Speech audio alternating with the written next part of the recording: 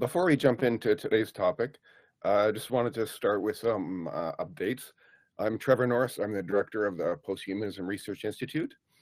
Thank you for joining us today. I'll just start with some announcements before we go to our talk. If you're not already a member or affiliate of the PRI, then please go to our website and you can fill out a form to join us. And that way you'll hear about other events that we're hosting. Our next event is in February. The title is A Poetic and Intelligent Cosmos, Rethinking Existence and Technology. That's February 28th at 10 a.m. With Dr. Lorena Roas Parma from the University Católica Andrés Bello. And for that talk, we have a respondent, David Tabashnik, from the Political Science Department at Nipissing University. That's in February 28th. We have another event in May when we have Koichi Sato joining us to speak about Marx and the Anthropocene. So these are in our newsletter and on our Facebook. If you haven't been there, then please join it. And we'll have more updates about that in the weeks and months ahead. So very delighted to have this event, and thank you to Sarah for first proposing it to the PRI about a year ago. Thanks to our presenters, and happy to have an audience with us. All right, thank you. Wonderful. Thank you, Trevor.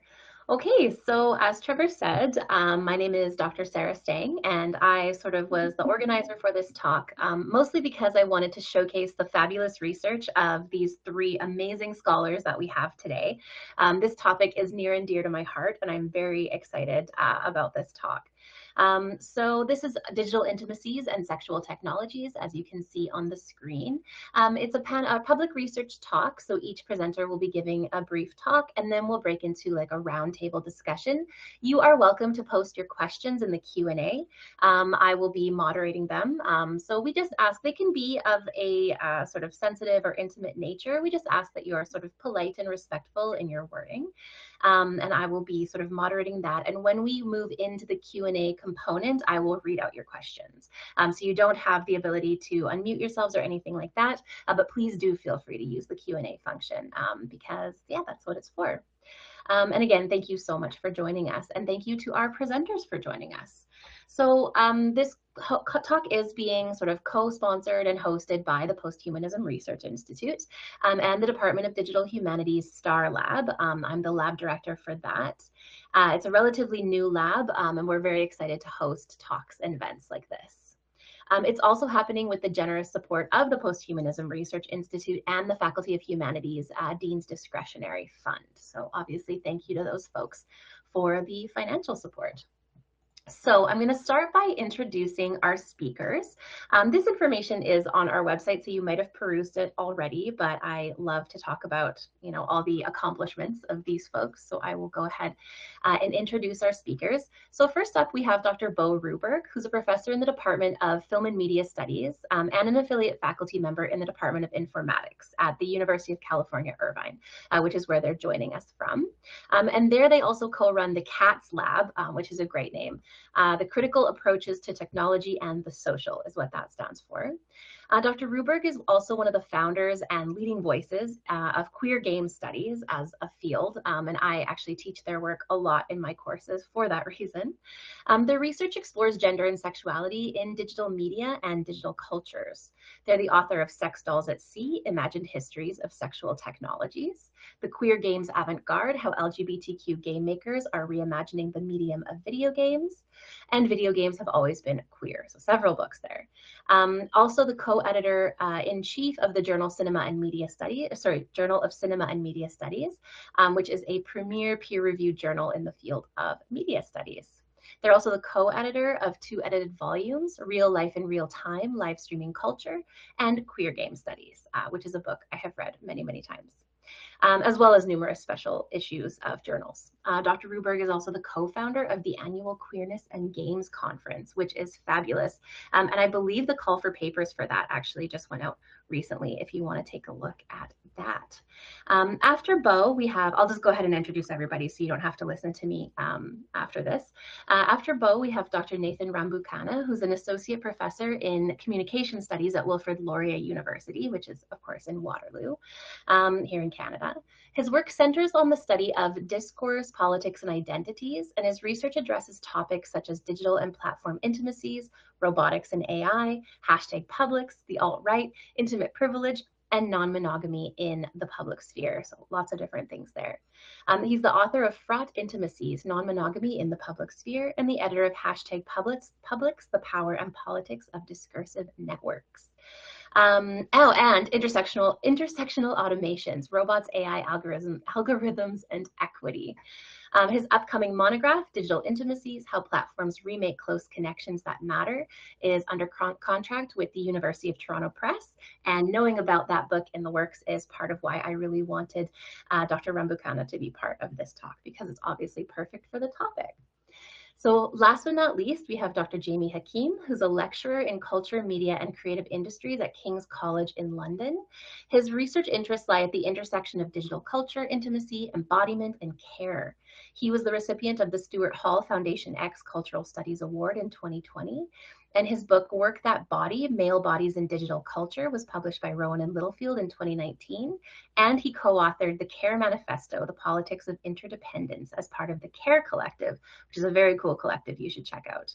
And his co-authored book, Digital Intimacies, again, that title drop all the time in these works.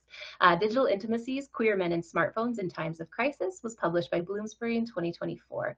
And that will be the primary focus of his talk today. Jamie's also on the editorial board for the Journal of Gender Studies and part of the Soundings editorial collective, and of course the CARE collective, as I mentioned before. So these are our three speakers. As you can see, there's a lot of connective tissue between their work.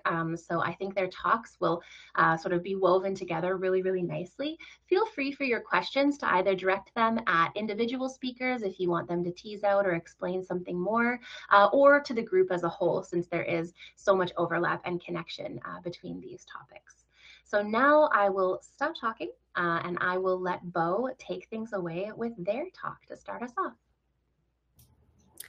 Thank you so much. Thanks for that lovely introduction and welcome, Sarah. Thank you to Trevor for hosting this session. I just wanted to check, is the screen sharing still working okay? Okay, great. So if any point screen sharing or audio or anything gets wonky, please feel free to shout at me. You're welcome to interrupt me if anything goes strange. I'm Bo. It's nice to see you all and talk with you. Sarah, I think, gave a very lovely, thorough introduction. I just wanted to tell you a little bit about me because I think it's a helpful background for what I'm talking about. So in addition to working at UC Irvine in Southern California in film and media studies, I have a background that combines new media, literature, game design, and I also started out this work as a journalist back in 2005 to 2009, which is relevant here because the focus of the work that I was doing was on sexual technologies and video games. So kind of part of a sex tech scene, for better or for worse, in the Bay Area. Most of the work I do is on queerness and video games. Here are some projects I've worked on, which I point out just because I have a new book coming out in a few months and I'm obligated to plug it. So this book is called How to Queer the World, Radical World Building Through Video Games. And I'm happy to talk about it more if anyone's interested in building worlds that are structurally queer and radical. But I think the reason that I am here is for a different thread in my work, which is about the history of sexual technologies. So the big project that I've worked on in this area is this book called Sex Dolls at Sea, Imagine Histories of Sexual Technologies, which came out a few years ago from MIT Press. And this book is really about questioning the way that we tell the history of what I'm talking about as sex tech. So contemporary tools like, Bluetooth-enabled butt plugs and dildos that connect to mobile games or sex robots.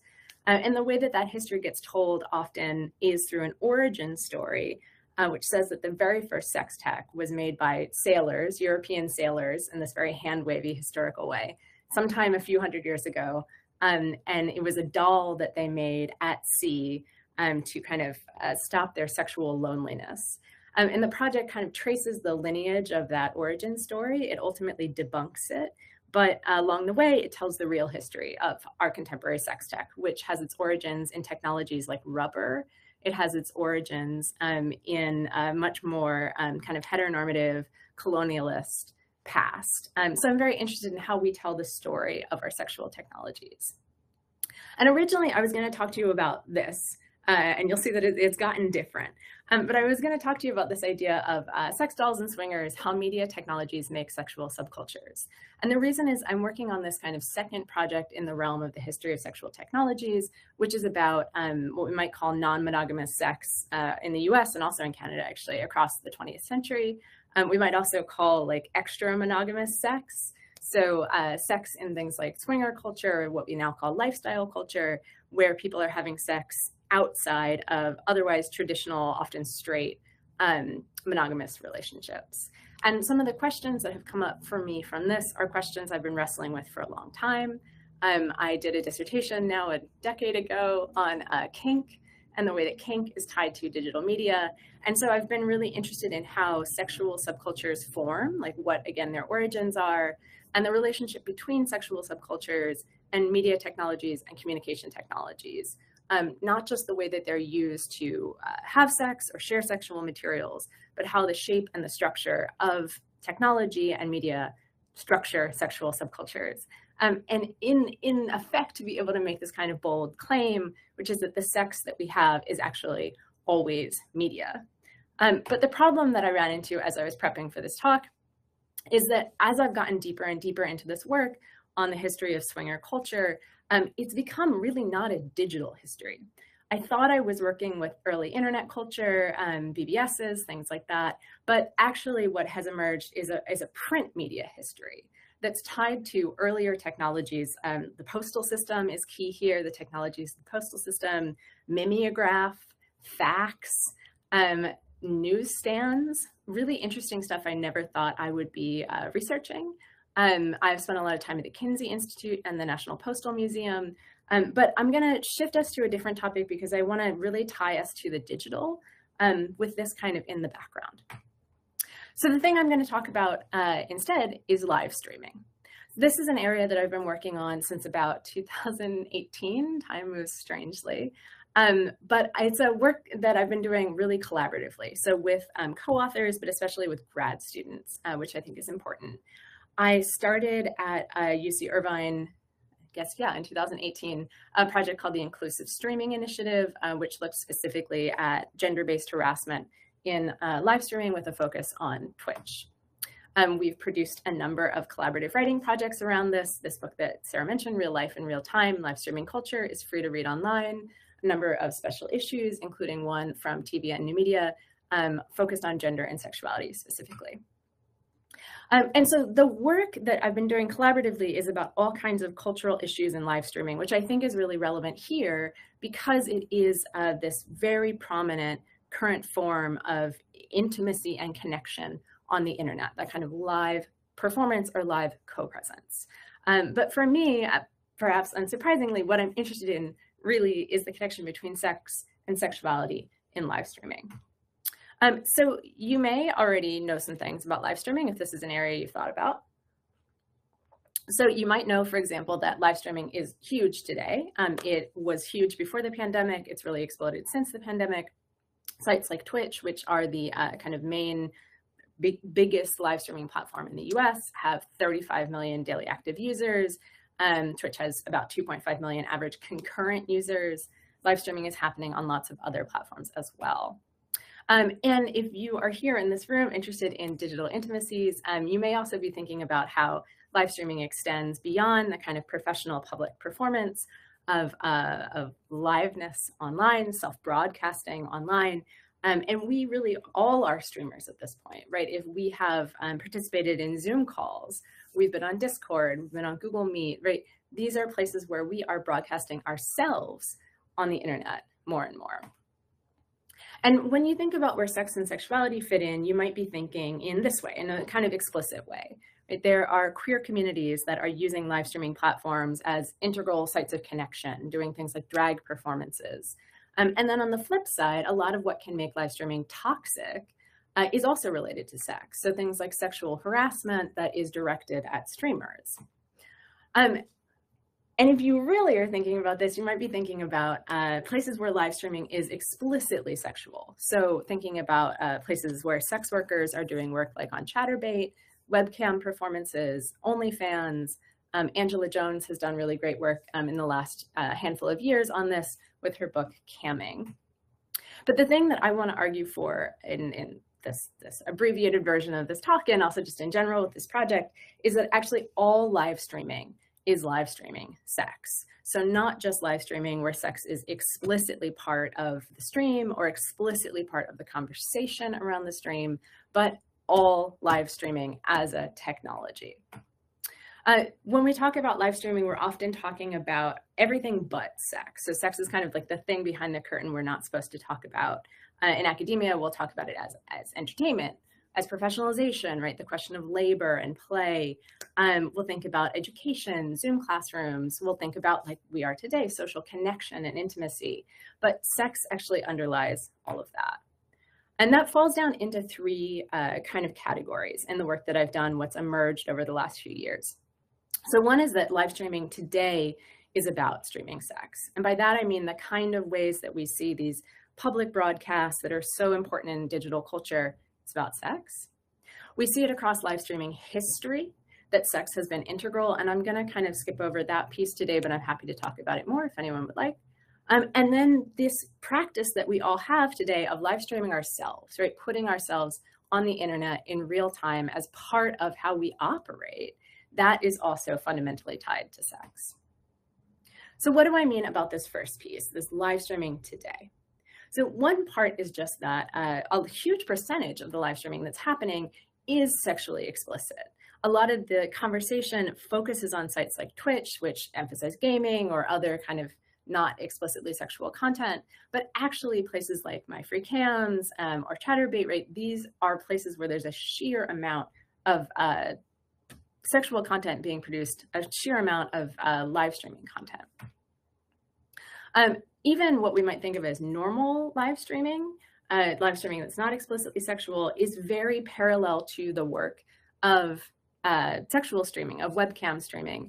If you look at the practices of streaming yourself live on Twitch, the practices of streaming yourself on a webcam site, the forms of labor happening there are very parallel. And we see a lot of folks who are crossing over between platforms like Twitch and then onto camming sites. The reason that that matters, right, is that we can think about live streaming all we want, but there's no way that we can really understand this phenomenon, this huge phenomenon that's cultural and corporate and technological, without an enormous piece of it, right, which is the explicitly sexual content. And then it also changes how we think about or even celebrate live streaming.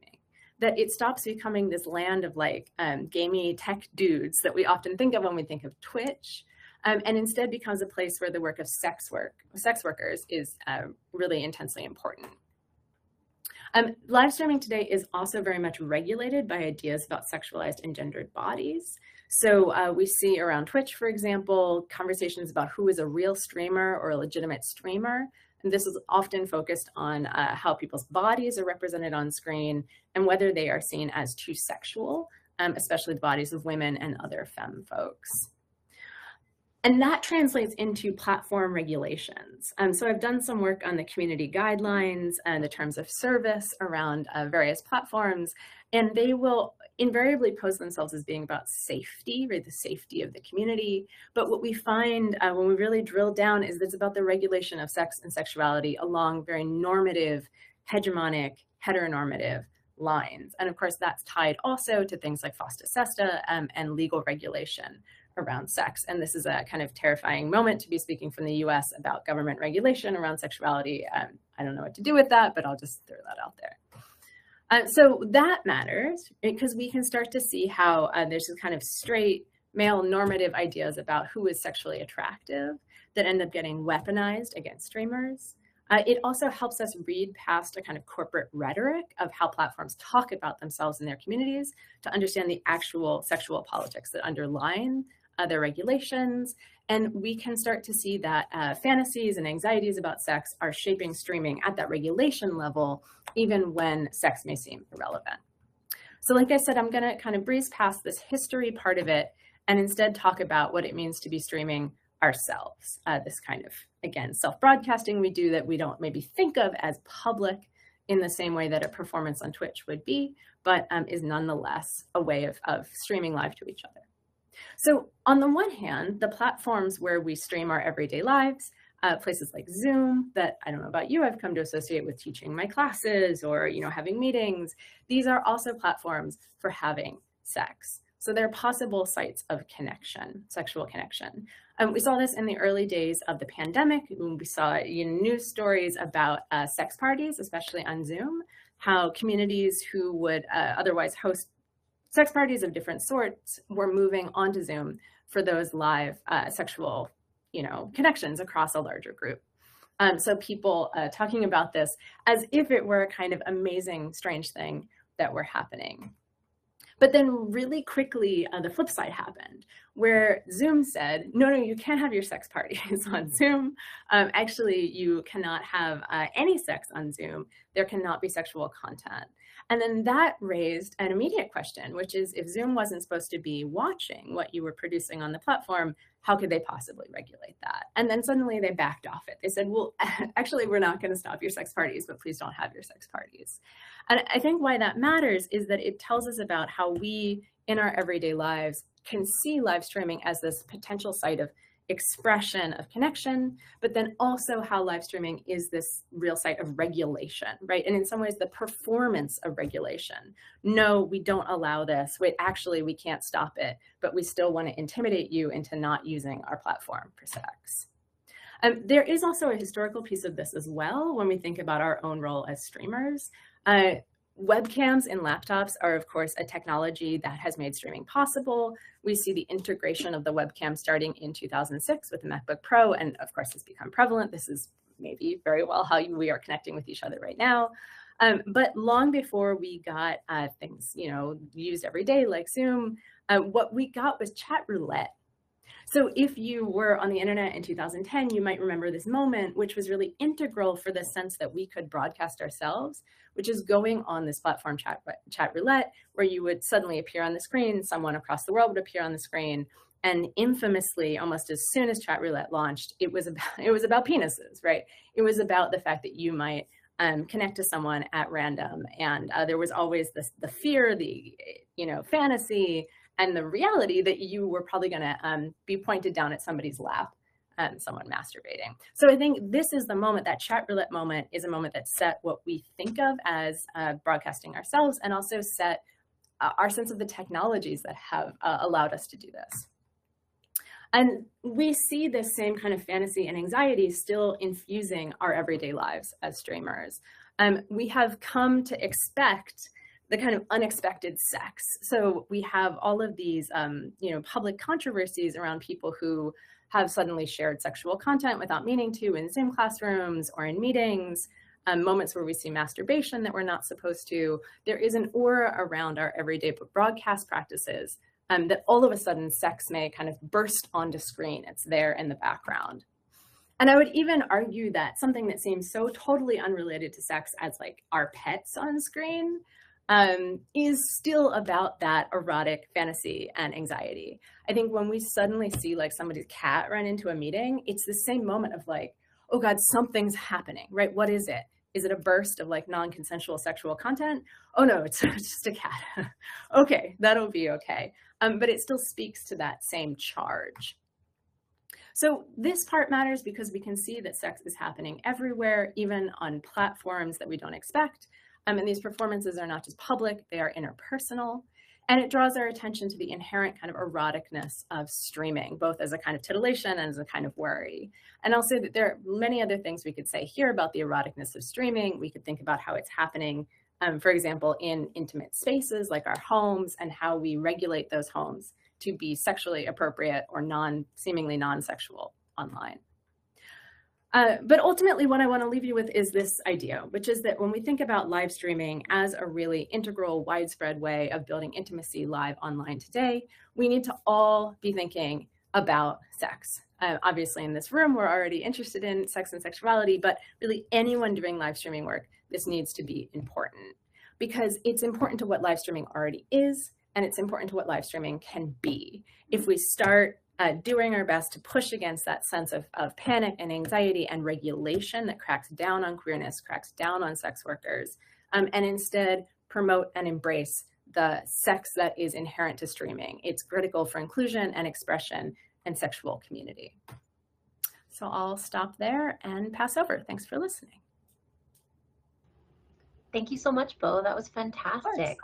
So now we'll move into Dr. Nathan Rambukkana's talk, if you want to share your screen as well.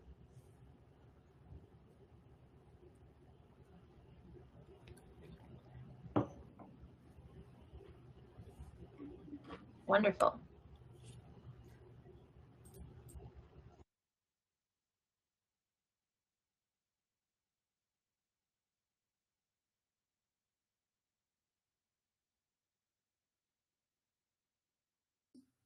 Oh, sorry. Can you hear me now? Yes, we can hear you now. Okay. Suddenly all my audio disappeared and I realized I had my microphone off. Okay, can you see the PowerPoint slides now? Yes, we can. Okay, great. First, just thank you for that, Bo. My brain is all firing up. It really reminds me of this History of Sexuality podcast that I give to my digital intimacies students, talking about how all internet technologies were really driven by the wanting to share sexual content, and especially streaming video. Like, this was what was driving like early campsites like See You, See Me to like get higher bandwidth, sharing images, sharing sound, sharing video files. All of this was really driven by sexuality, which is fascinating. Okay, so changing gears, I'm going to be giving my talk is going to be coming from the introduction to my book, which is hopefully going to be submitted in a month. And it's from the intro chapter, Digital Intimacies, a Backstory. So what are digital intimacies? Wait, it's cooking, there we go. What are digital intimacies? This is a surprisingly complicated question with a lot of baggage to unpack. A lot of junk in the trunk, if that helps. We can start getting our hands around some of that junk, beginning to sort through and clear it away by asking a different question. Let's see if this works. Yeah. What kinds of intimacy now are not touched by the digital? And I was really thinking of this during your talk, Bo. And the honest answer to this question, not much probably, hints at the scope of this inquiry.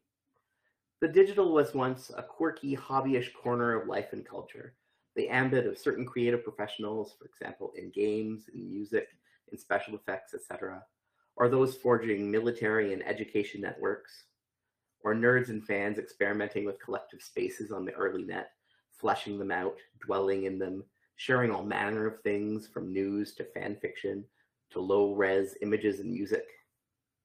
Now, like a prolific virus, it is spread, infecting almost every aspect of human society. This includes the intimate aspects of our lives, and how could it not?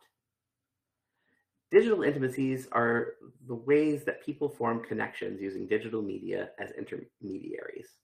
These can be channels, agents, actants, repositories, showcases, proxies, extensions, spaces.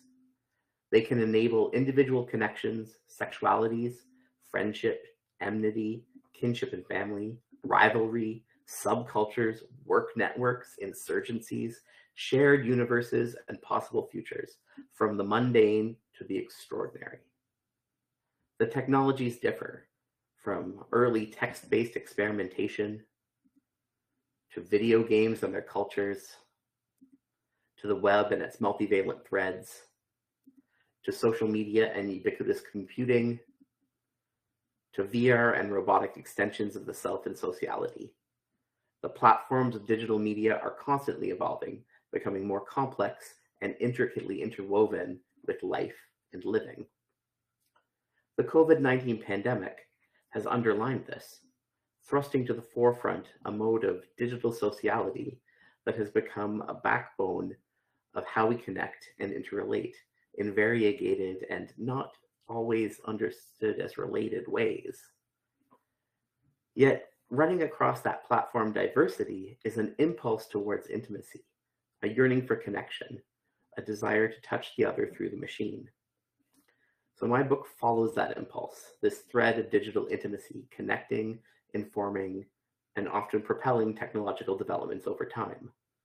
In archaeology, it unearths traces of digital intimacy in early computing platforms and follows its story as it evolves across time and technologies.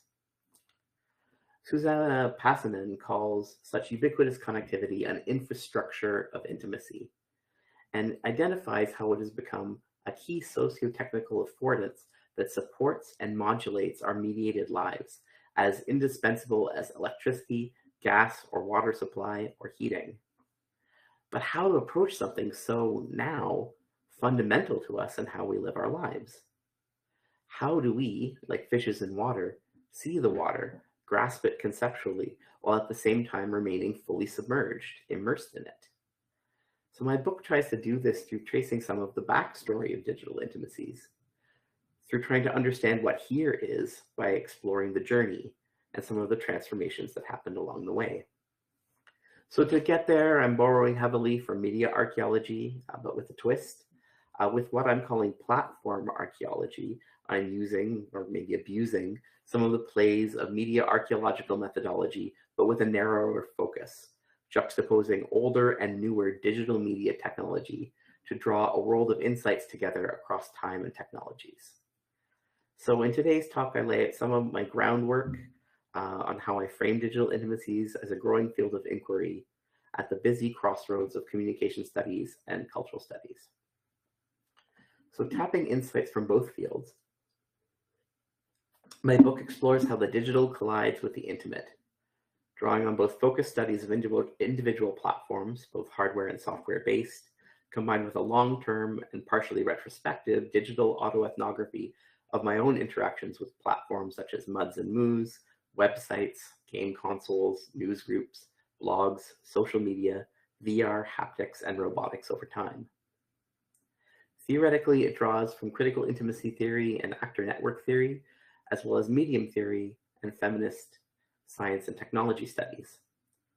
In particular, it draws on the late and missed Lauren Berlant's expansion of queer theory into a broader critical intimacy theory, an expansive framework that takes in close connections that matter and that subtend our lives and experiences.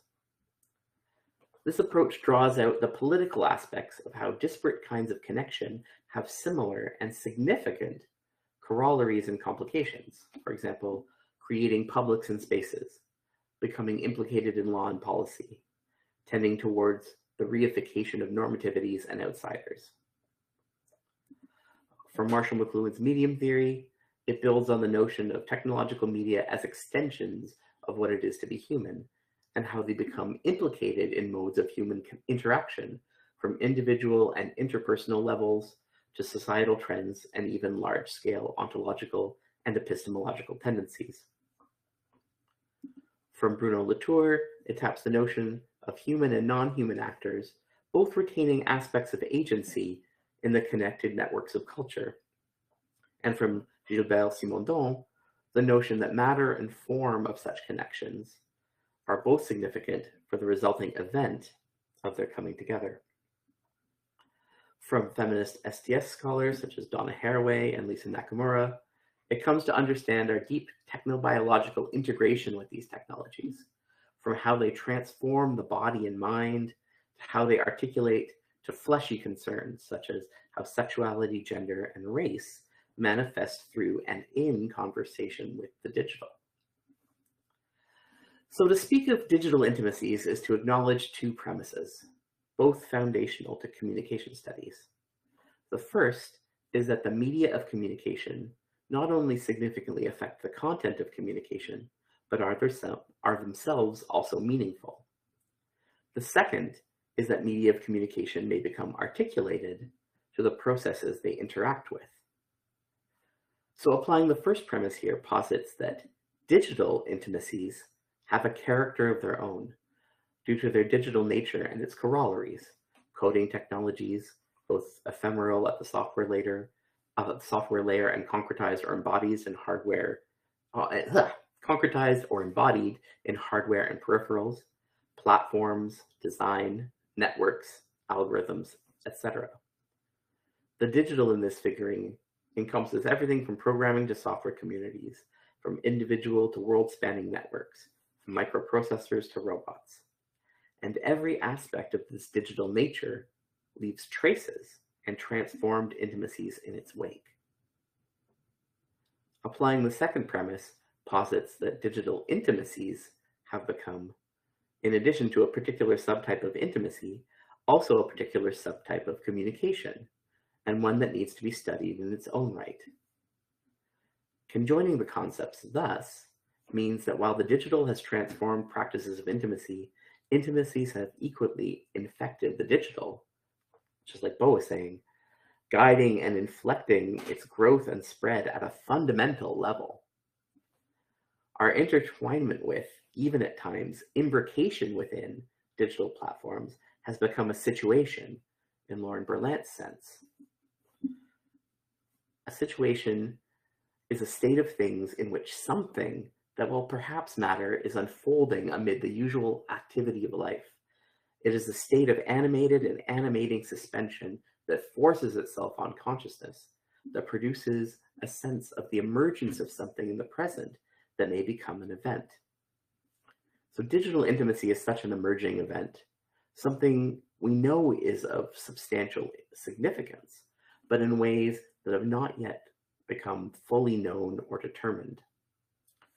So in the literature, digital intimacies as a concept has been used to investigate how critical intimacy studies intersects with digital culture, from the algorithmic filtering of identities, to the human impact of social media networks, to the growing world of human-machine communication with robots and AI. A conceptual framing that has been approached by many people in parallel, as I unpack in my full-length intro. Its emergent history can be characterized by attention to diverging yet related approaches. For my own engagement, I wanted to find a lens that could speak to the richness of the digital intimacies literature, as well as bring an analytical lens that might prove useful for writing and for students. So the task of bridging the disciplinary gulfs between critical intimacy studies and digital culture studies invites a new set of conceptual tools. For inspiration, I turned to texts that straddled these fields for help. They were informative, not just because of their content, which is awesome, but for the manner in which they approached negotiating critical cross-disciplinary research and pedagogy, and notably the overlaps between communication studies on the one hand and disciplines that attend to intimacy, kinship, and community, such as women and gender studies, sexuality studies, sociology, and cultural studies. So for example, Katrin Teidenberg's Selfies and Nancy Bame's Personal Connections in the Digital Age both give us frameworks for understanding some of the intimate phenomena of digital culture in ways that are highly accessible. So I wanted to find a similar accessible framework that could speak to the scope of digital intimacies and how they are remaking and extending culture and connection. So channeling this conceptual quest through the McLuhanish media theory, we could ask, what are the medium qualities of digital intimacy? So this question signals the way that digital intimacies are modes of interaction with media as opposed to strictly technological media themselves. What is a medium? With respect to phenomenology and affects, they exceed just the technology itself. Take, for instance, the trajectory of a book. A book, in isolation, has a history, a journey. It's the apex of a process, an assemblage. A singular offering that combines a complex of ideas, reference, words, materialities, both physical and these days electronic, relationships, editorial, networked, distributive, etc. All of these forms of relationality, conditions, contexts, and affects contribute to the becoming of the thing itself, the book in its final form, a technological assemblage. But that isn't the end of its journey. The book as an experience and as a technology does not end with its singular coming together, unless perhaps it's never read. As a medium, its effects include how it's used and what it goes on to be a part of, the experience of readers, other contexts like the books it sits next to on shelves in homes, offices, libraries, and bedsides, the ideas it might contribute to in the minds of children, adults, scientists, politicians, and the public sphere broadly, and how it might influence what the author or others do after in new work, in teaching, and in creation. If a medium includes not just technologies but their uses, maybe it's worth thinking about how we could categorize media as scans. To shift our focus between foreground and background, like playing with the camera settings to see what might come into focus. We already do this kind of play and adjusting with more established categories such as educational technologies as a medium, or sex technologies for that matter. More abstractly, we could talk about democratic media or public sphere technologies. Indeed, despite their apparent differences, all of the above technological areas can, from one way of seeing, be discussed as intimate technologies, as technologies of connection, contiguity, influence, and affect.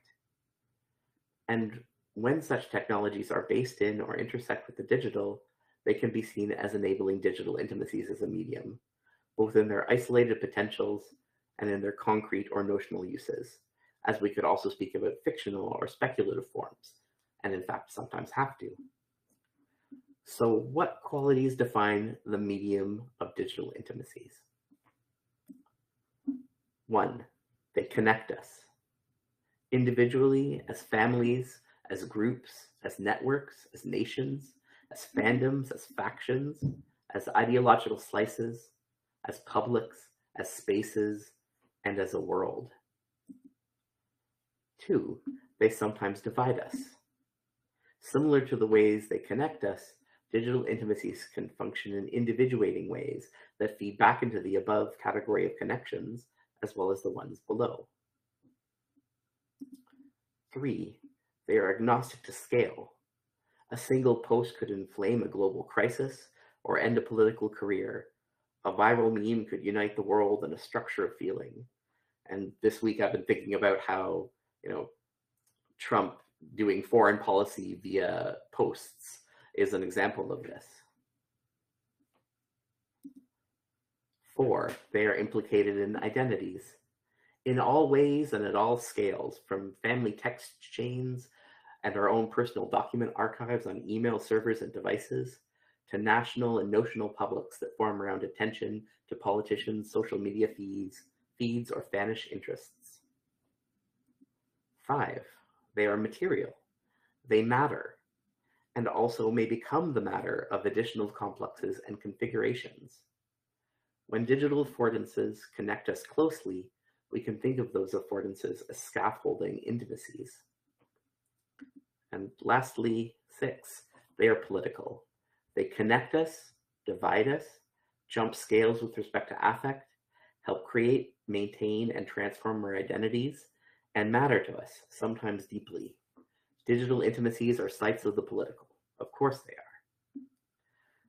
So I return to these 6 facets of digital intimacies throughout the book. While they are provisional abstraction, which, like all maps, can only approximate the territories they represent, they are a useful map. Further, we can see that both collectively and individually, these medium qualities of digital intimacies are all transformative. Every one holds the potential to remake and rework intimacies. Digital intimacies as a concept tracks how the digital has transformed practices of intimacy, while intimacies have equally transformed the digital. Since intimacy can mean many things in popular usage, as I break down further in the following section, it's useful to have a general gloss going in. Intimacy here can be taken to mean closeness, can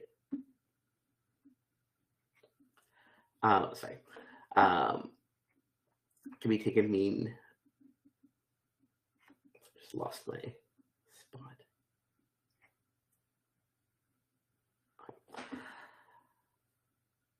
Digital intimacies then can take in and speak to phenomena as narrow as fandom subreddits or as broad as international news publics.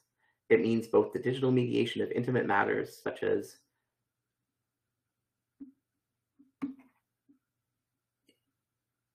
sorry, my norovirus brain has pasted a piece of the earlier talk later in the talk, and it doesn't really make sense anymore.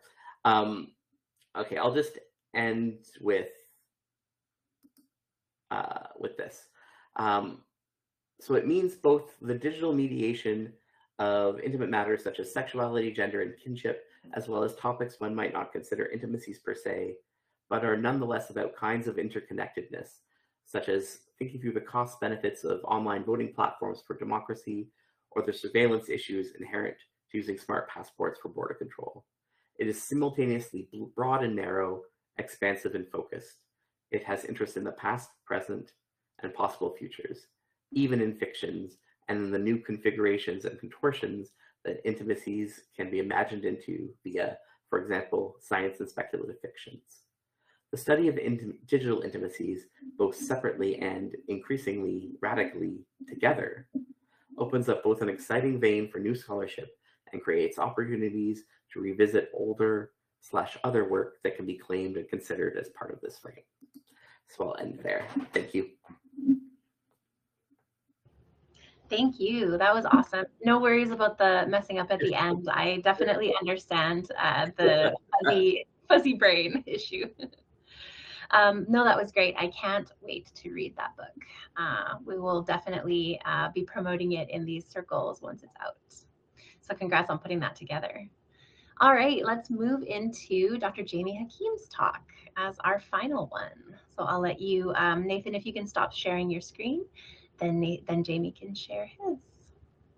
Yeah, I will do that. Thank you, Trevor and Sarah, for organising this event and inviting me, and also Bo and Nathan, both brilliant talks that have set mine up beautifully. So thank you for that.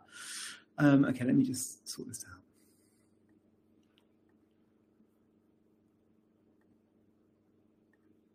Is that, can you see my, oh, hold on.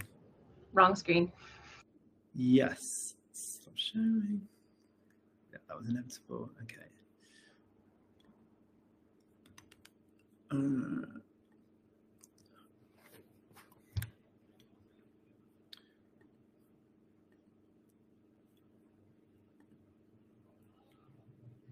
Okay, can you see? Yes, that's perfect. Okay, I'll leave it like that. Okay, so you can click the hide button at the bottom. That will just do what happens again, but I will. Oh, does it mess it up? Yeah, that's what happens. Yeah. Oh, interesting. Sorry about that. Yeah, you can keep it there. It's not going to block anything. Okay, so you can see me and you can see the screen, yeah? You can see my PowerPoint. I can't hear anybody. Okay. It's all good. Yeah, we can see. Yes. Yeah. Okay, great. Okay. So, hello everyone. My name is Jamie Hakim. I'm a lecturer at King's College in London, and I'm here today to talk about a recently published book that I co-authored, also called Digital Intimacies, with the subtitle Queer Men and Smartphones in Times of Crisis. So it's the result of a 3-year funded project that was hosted across King's and Edinburgh University and was partnered with the UK sexual health organisations, the Terence Higgins Trust, London Friends and Waverley Care. The project was interdisciplinary, drawing on expertise in cultural studies, sociology of health and social anthropology. The question that we set out to answer was, how do UK-based queer men use their smartphones to negotiate their cultures of intimacy? And we answered this question using an approach called conjunctural analysis. So I'll begin by talking a little bit about this approach, then what we found using it, and hopefully in a way that's useful for today's discussion. So conjunctural analysis first emerged as an approach by Stuart Hall, invented by Stuart Hall and colleagues at the University of Birmingham Centre for Contemporary Cultural Studies in the 1970s. It was developed in response to debates happening in British Marxism over the role that the economy has in determining the other aspects of society, the political, technological, social, cultural, ideological, and for us, the intimate. So against more vulgar forms of Marxism, which understood the economy determining all other aspects of a society, conjunctural analysis sees each of these aspects as having equal capacity to shape each other in complex and unpredictable ways. The point of conjunctural analysis, therefore, is to work out how these different aspects of society are shaping each other at a given moment in time or historical conjuncture. At the CCCS, the home of British Cultural Studies, this was done by analysing cultural formations, bits of popular culture, following the logic that if these formations were shaped by all other levels of a society, then analysing them gives you insight into how all those other levels were arranged. So cultures of intimacy, smartphone mediated or otherwise, have never been the subject of conjunctural analysis. The CCCS famously analysed things such as subcultures, women's magazines, moral panics, and so on. What we argue in the book is that thinking about queer men's digital intimacies conjuncturally has a number of benefits. And the benefit that is perhaps most relevant to us today is that given how intensely affective cultures of intimacy are, understanding how they're arranged at a particular moment in time gives us an insight into what Raymond Williams calls a society's structure of feeling, or what it feels like to inhabit an historical conjuncture. And for our project, the role that the smartphone played in negotiating those feelings. So to explain how we use conjunctural analysis, I'm going to very briefly gloss over the methods we adopted, and I'm happy to elaborate on these in discussion afterwards. So put very simply, we interviewed a diverse sample of 43 queer men in London and Edinburgh. Here's a breakdown of the demographics. We've worked very hard to try and make that as diverse as possible. And yes, we interviewed them about how they use their smartphones to negotiate the cultures of intimacy and put what they said into conversation with our analysis of the historical conditions in which they were engaged in these negotiations. So our findings. The 43 men we spoke to told us many things about their smartphone-mediated intimacies, but a theme that repeatedly came up across the interviews was that they used the different features of their smartphones to gain a sense of control over the aspects of their intimate cultures that made them feel most vulnerable. Now here, vulnerability had two, sometimes overlapping meanings. So firstly, the vulnerability that they wanted to share in their intimate encounters, that indeed was a condition of experiencing intimacy at all, but that could sometimes feel like too much to bear. Then there was the vulnerability to violence that they were exposed to, some more than others, as they negotiated their intimate cultures in profoundly unequal social worlds. The following quote from our participant Luca illustrates this duality of vulnerability and control very concisely. He says, "I see this with my boyfriends, where the topic is really important, but represents something for someone that is vulnerable. They would prefer to reach me on WhatsApp because they are more in control on when to stop and when to post, when they have more time to think about their words." So here, Luca notices how his boyfriends prefer to have intimate conversations over WhatsApp to gain a sense of control over how vulnerable these intimate conversations can sometimes make them feel. Now, the book is full of similar examples. So some participants talked about how they controlled their image through careful photo curation on social media profiles. Others talked about how the block and report functions on hookup apps made them feel in control of the ways these apps made them vulnerable to racism and transphobia. Then there were the digitally mediated techniques that many participants developed during the pandemic to feel in control of the vulnerabilities not only to COVID infection, but also to the isolation many experienced during our lockdowns.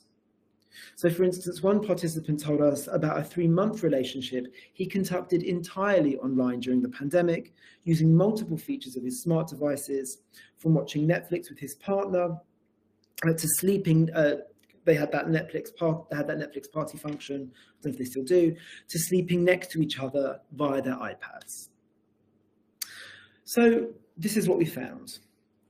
The key question for us, given the conjunctural approach that we took, is why has this way of understanding intimacy, primarily in terms of vulnerability, and of using smartphones to control these different vulnerabilities, emerged in this way now? What can this way of using smartphones to negotiate intimacy tell us about the conjuncture that we inhabit and the place of queer men within it? So to answer these questions, I'm going to put what our interviewees said into conversation with queer theory and some contemporary conjunctural analysis. So we get a bit theoretical here. Now, interestingly, control and vulnerability are key terms across both sets of literature, although vulnerability comes out more through the concept of sovereignty, or to be precise, non-sovereignty. The term sovereignty, as it's used across both philosophy and political theory, means a state of having power or authority over something. In the Lacanian-inflected queer theory literature on intimacy, the term non-sovereignty is used to refer to the fact that we never have full power or authority over ourselves or our subjectivities because their very constitution depends on the relationships to the people and the objects that we desire intimacy with. We believe that achieving intimacy with others will help us master this unsettling experience of non-sovereignty and make us feel complete. This, however, is a fantasy, or what some queer theorists call a fantasy of sovereignty. In terms of intimacy, the romantic discourse of idealized marriage is a fantasy of sovereignty, as is the 1960s idea of sexual liberation.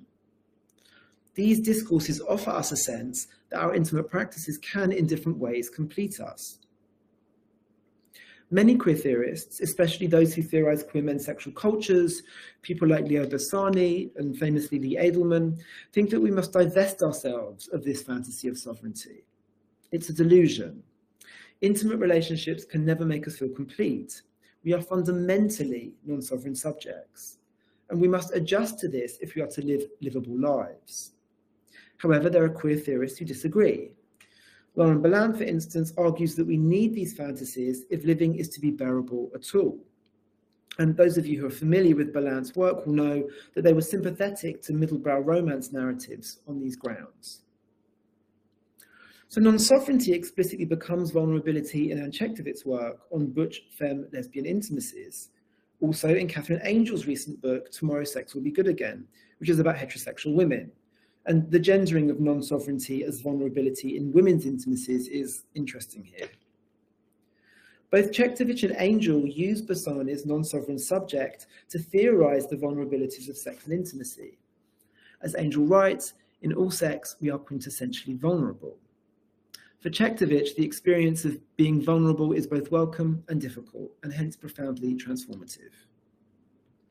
Now, the notion of control that was so prevalent amongst our participants is completely at odds with this theorization of vulnerability and non-sovereignty. It is a fantasy of sovereignty, as I said, that you can exercise control in your intimate life in any meaningful way. These writers, one imagines, would caution against our participants' desire to use their smartphones to gain a sense of control over the parts of their intimate lives where they felt most vulnerable.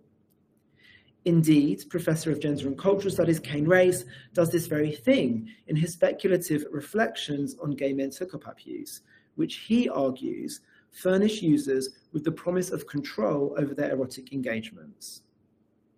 He ends these reflections expressing concern that this promise of control forecloses the possibilities of more diverse, more experimental, and transformative cultures of intimacy. Now, before I reflect any further on the ethics of vulnerability and control, I'm going to move the discussion to a more conjunctural register and ask, why are queer men defining intimacy in terms of vulnerability and using their smartphones to gain control over this vulnerability now? What is it about the present historical conjuncture that would produce this particular formation of smartphone-mediated intimacy? So in political theorist Paolo Gibaldo's book, a recently published book, The Great Recoil, he argues that the discursive horizon of the present conjuncture is defined by the triad of sovereignty, control, and protection, the master signifiers of our era.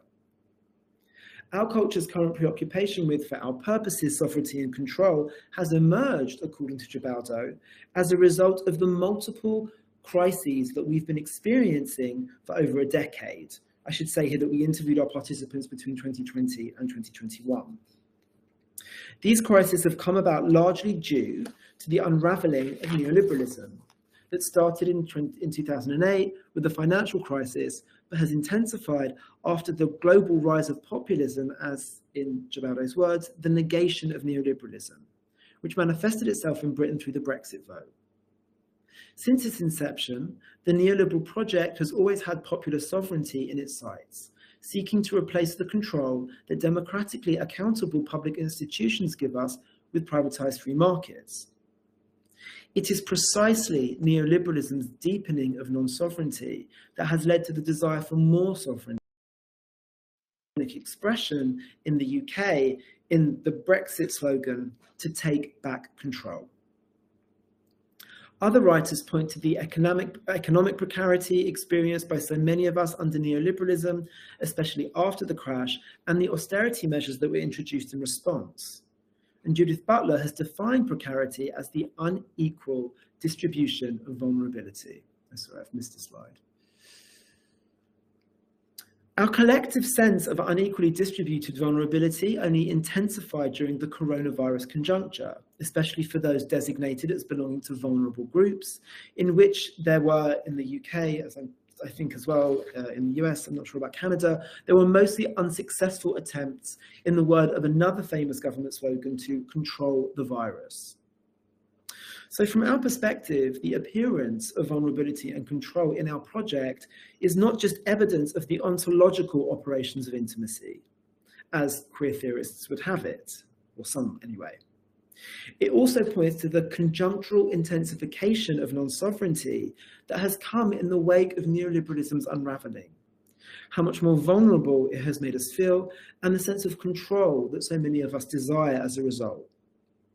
The queer men we spoke to inhabit this conjuncture as much as anyone else, and that this structure of feeling should pervade their experiences of intimacy makes sense from the perspective of conjunctural analysis. There are, however, specific ways that queer men and other queer communities have been made to feel more vulnerable in the current conjuncture. Much has been made in recent cultural analysis of how white, able-bodied, educationally and economically privileged gay men have benefited from the neoliberal settlement and its attendant politics of homonormativity. And in the book, we don't disagree, but our research shows a more complex picture for even these men, let alone queer men with less capital, queer trans men, queer men of colour, and queer men living with disabilities. So for instance, a neoliberal economy geared towards property speculation, combined with austerity measures and pandemic restrictions, have led to the reduction and closures of the spaces that different queer communities have historically relied on to feel safe, indeed less vulnerable. So bars, nightclubs, sex on premises venues, other community spaces, and sexual health services.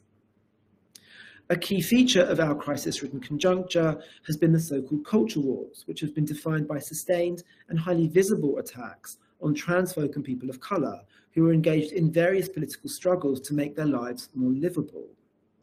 The emergence of the Black Trans Lives Matter movement being exemplary of both. The media and government debates, in scare quotes, over trans bodily sovereignty. Indeed, the very fact of trans existence has been absolutely central to these attacks. So this has had on and offline dimensions, with persistent trolling of trans folk and people of colour across a range of online platforms, including from queer men on hookup apps, and a related rise in reports of violence against all categories of the LGBTQ+ spectrum, including cis gay men and women. Homophobia has not been exhausted as a social force, despite the political gains made in the name of cis gay men and women. Okay, so to conclude, what we found was in many ways counterintuitive to the commonly held view of the effects that digital technologies are believed to have on queer men, at least in the realm of sex and intimacy. In fact, it has been a prevalent discourse that the emergence of hookup apps in particular have meant that queer men's sex lives have become out of control, generating ferocious forms of empty promiscuity that in turn produce sex addiction and spread STIs, HIV in particular. Well, in the project and in our book, we found precisely the opposite. That queer men use the different features of their smartphones to feel in control of the aspects of their intimate lives that made them feel most vulnerable. From a certain perspective, within the queer theory debates on non-sovereignty, using your smartphone in an attempt to gain control over your intimate life is not only delusional, it actively works against intimacy's transformative potential. And we don't necessarily disagree with this theoretical position. We do, however, sympathize with our participants' desire for control in their smartphone-mediated intimacies during a crisis-ridden conjuncture defined by the general intensification of non-sovereignty across all domains of the social formation.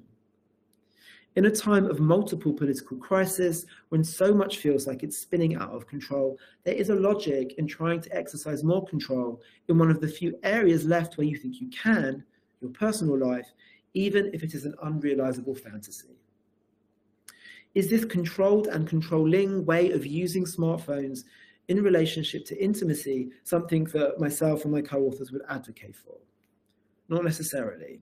But in line with Lauren Ballant's arguments, the fantasy that smartphones might give you some control over this fundamentally non-sovereign domain of experience, however delusional, is one of the things that makes the struggle to live through the seemingly interminable crises of neoliberalism a little more bearable. Thank you. Thank you so much. Wow, this has been so good. So I'm so sorry I mispronounced your name. My bad, I should have asked in advance. Always pro tip, always ask your speakers how to pronounce You're muted, Sarah. Oh, am I? I don't think so. I'm picking you up, Sarah. Yeah. Yeah, I can hear you, sorry. It says it's working on my end. Can you hear me now? I can hear you now. Okay, perfect. Yes, always ask your speakers how they pronounce their names if you don't know in advance. So sorry. Yeah, so this was fantastic. Thank you to all three of you. So much connective tissue between these talks, and already there was some sort of pointing to, some connections there. I would love to invite the three of you to converse with each other and open into the sort of our speaker roundtable. I have made notes with lots and lots of questions, like way too many. But if you have thoughts and questions for each other, you can have your sort of speaker privilege to converse with each other if you'd like. Especially because for many of you, these are recent works or works in progress, ongoing kind of things. So it might be fruitful for you to chat with each other a little bit if you'd like. In the meantime, obviously listen attentively to our speakers, but for our audience members, you can go ahead and start using the Q&A and post your questions and thoughts. I will keep track of them. And then once we do move from the sort of roundtable into the Q&A, we can jump into that as well. Do you have any thoughts for each other, you three? Putting you on the spot, sorry. I can go first. Sure. I don't know, I can think of a couple of things for both of you, but maybe I'll just start. I mean, Bo, I just wondered, obviously there are the current, in my language, the current moment of the Trump administration, the banning of TikTok, which lasted 2 hours or something. Obviously this is a moment of chaos, and I know that Foster Sester was definitely a pre-Trump thing anyway, and I just wondered what the current administration might mean for streaming. I mean, do you know, or is it an unknown, as with so much other stuff that's happening in America? I mean, I think it's a really good question, but it's a hard question because we're in this moment of just a blitz. It's overwhelming, right? Like every day's news cycle brings some fresh horror of how Trump is proposing to regulate queer folks and trans folks and issues that relate to sex. And I don't know if we know quite yet, right? Like Foster Sester, which was signed in 2018, was in theory a piece of legislation that was about protecting people, especially white women and children, against sex trafficking by changing the ways that online platforms were held accountable for their sexual content. And then, just as I know you know this, but just so you know, for the folks in the room, and then had this intense ripple effect of shutting down a huge amount of sexual and queer content on the internet, kind of preemptively. It's going to be interesting to see, because like that comes out of a moral panic, right? That comes out of a kind of classic fear that the people who are seen as vulnerable and privileged at the same time are being, harm is being done to them sexually in some way through technology. But like the Trump vibe is a little different, right? It's a hateful vibe. And so I'm still curious to see, if it has the same effects when it's not so much about moral panic anymore, it's about sheer discrimination. And I think we've yet to see how that works. Yeah, but I would also turn that question back. I mean, I know we're in different kind of cultural and national contexts, but if anybody has premonitions about how this is going to shake out, I'm here to hear it. Someone tell me.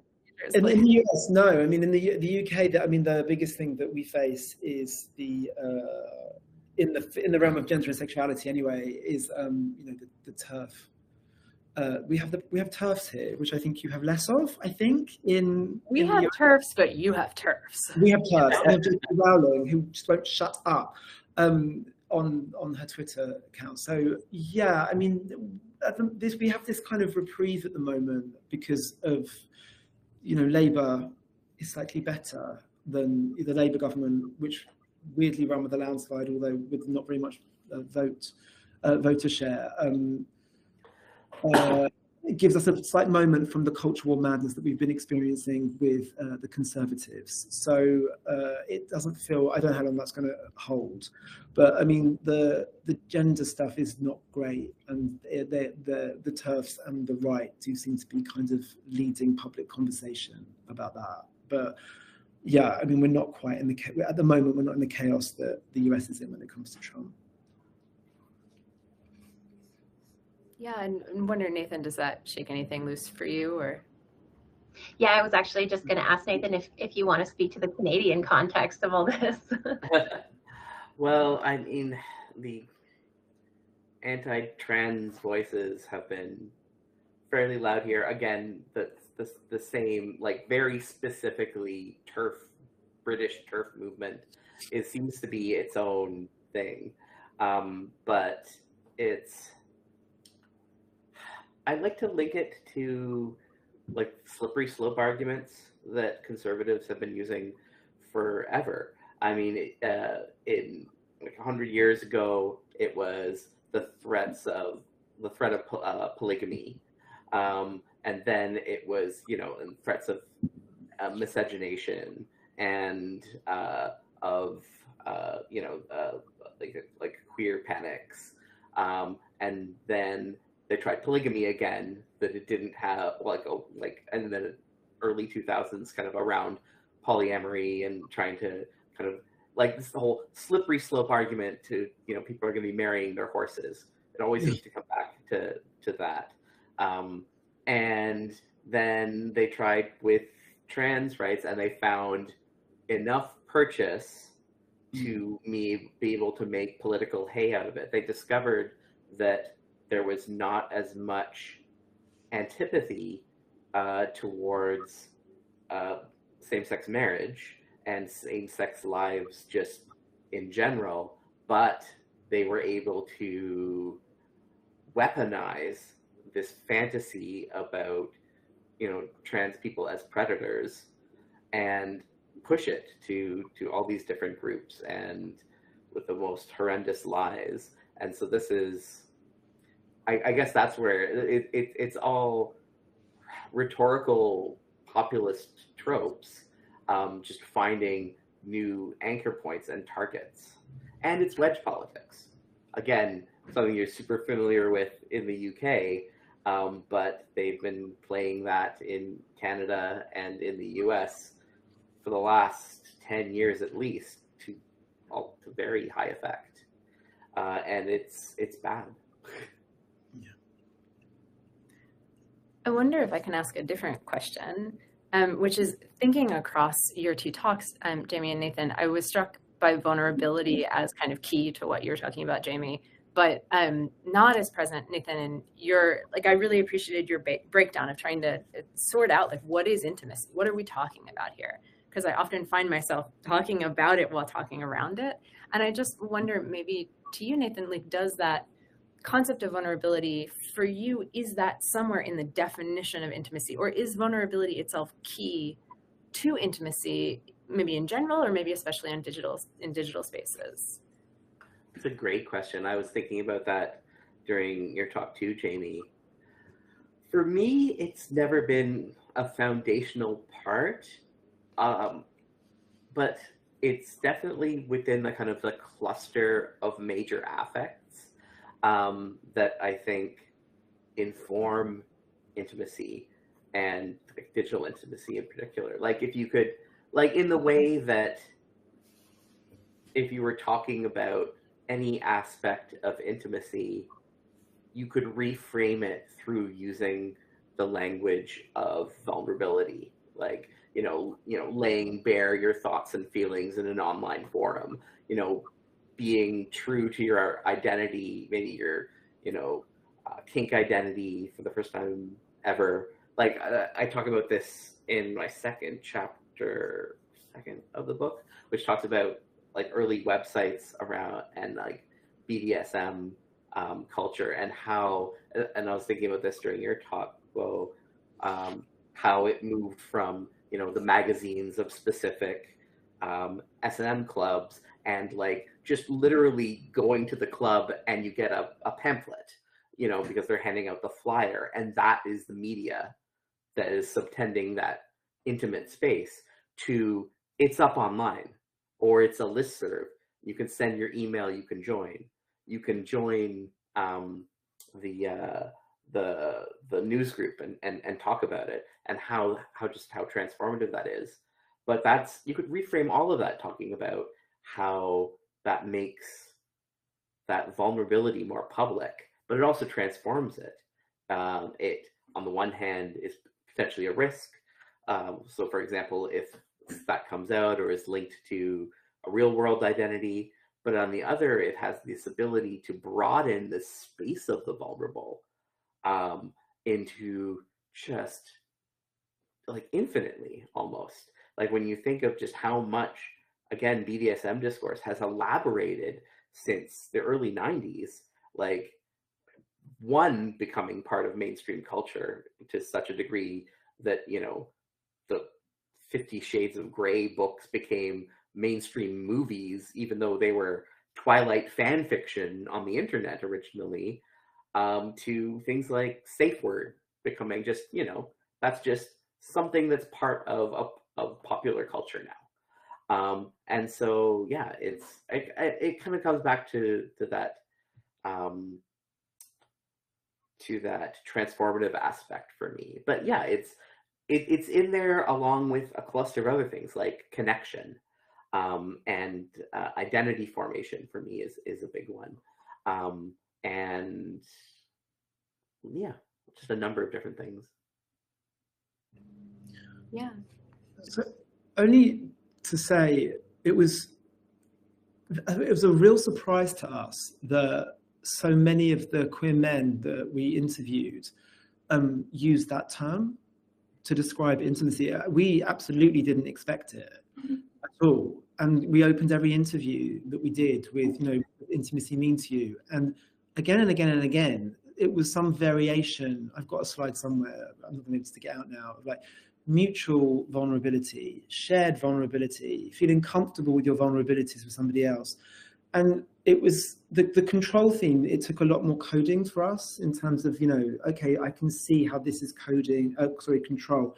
But the vulnerability was prominent, and it surprised us. It wouldn't have been something that, with our previous research experience and understanding of the field and the literature, we ever would have necessarily. And that gendering I touched on a little bit, I think perhaps has something to do with it. When you look at the queer theory literature, women talk about, I think they changed their identity. Anyway, whatever. Tend to talk about vulnerability in relationship to women, whereas that non-sovereignty is a grander sounding term, and it doesn't. Do you know? So there's some interesting gendering, I think, which is perhaps also worth thinking about. But we were surprised. It was surprising it was there for us. Yeah, I really appreciate this term, Jamie, because it's super interesting that it came ground up from your interviewees. Like, it's just helping me rethink both what intimacy means in live streaming, where there's this intimacy that happens between people who are streaming to each other. But when you're streaming in a public place, like when you're a professional streamer or you're streaming on Twitch, one of the key things that will make you a successful streamer in many ways is a performance of intimacy. right? A performance of connection to an audience, which is not to say, like, I'm not really trying to make a distinction between what's sincere and real and what's fake, but it is nonetheless performed, right? And that I, in a way that I should have realized, but hadn't really thought about it, it's also a performance of vulnerability, right? That you are inviting someone into your home space, you are presenting your body in a way. But it also makes me think about this history of swinger culture and lifestyle culture, which connects with the history of kink in the US, because it's a mutual vulnerability. So people will put ads, kind of the equivalent of classified ads in what we call correspondence club publications.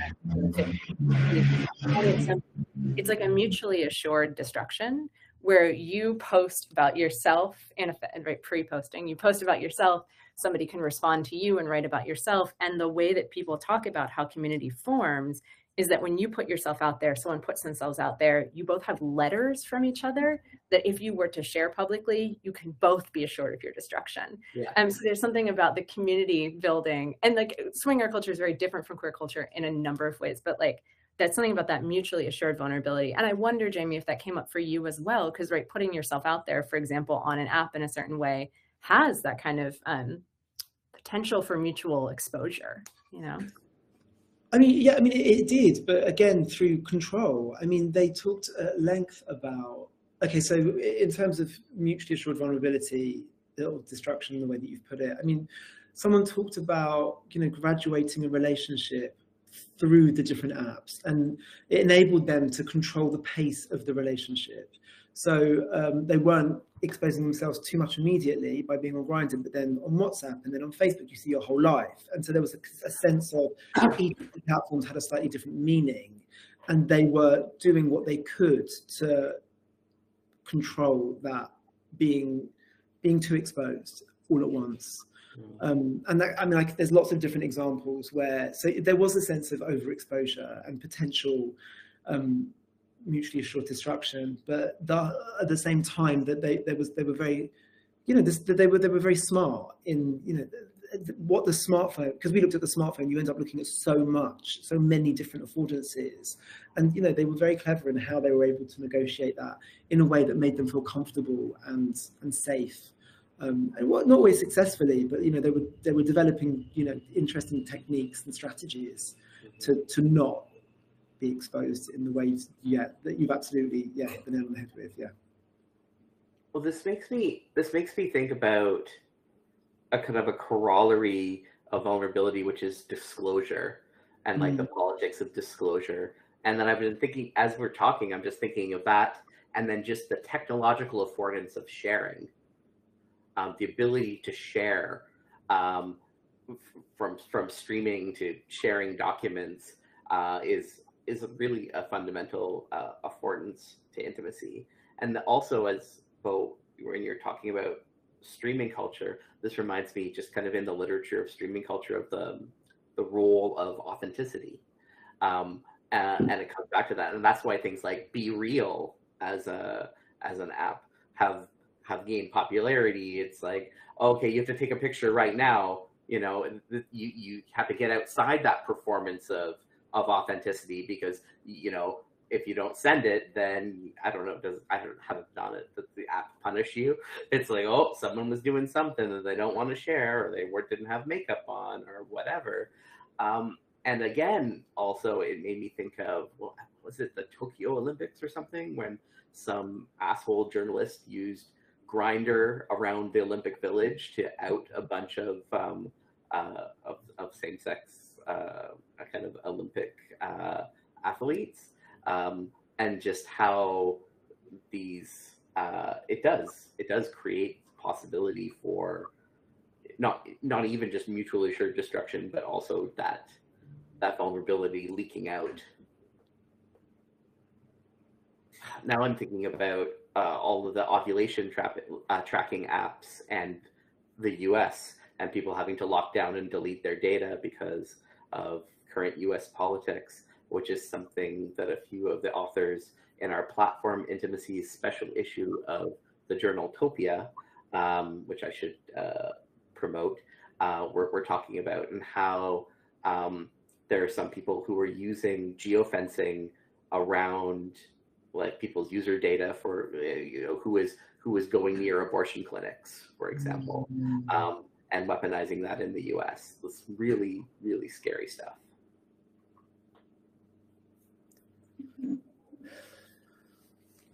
I'm going to share it on the share the link to the special issue on the live stream here. Can I jump in with a question? Because this is just making me think so much. We've got this sort of connection happening between this idea of safety, this idea of vulnerability, this idea of control. And a lot of this is really complicated by the digital aspect of these questions, right? So when we're thinking about physical, in-person intimacy, all of these questions are there, right? Of course, safety, control, vulnerability, also like power and dominance and consent and all of these questions. And it was mentioned sort of, I think it was you, Nathan, who mentioned that this is all sort of related to the yearning for physical touch, like the yearning for intimacy and sort of this idea of like physical connection, and yet it's sort of mediated through the digital, which affords, as you talked about, especially as you talked about, Jamie, this sense of like having a bit more control, right? A bit more safety. If I'm in a situation, a sexual encounter that's uncomfortable, I can just click out of the chat, or I can just click out of the video, right? I can get out.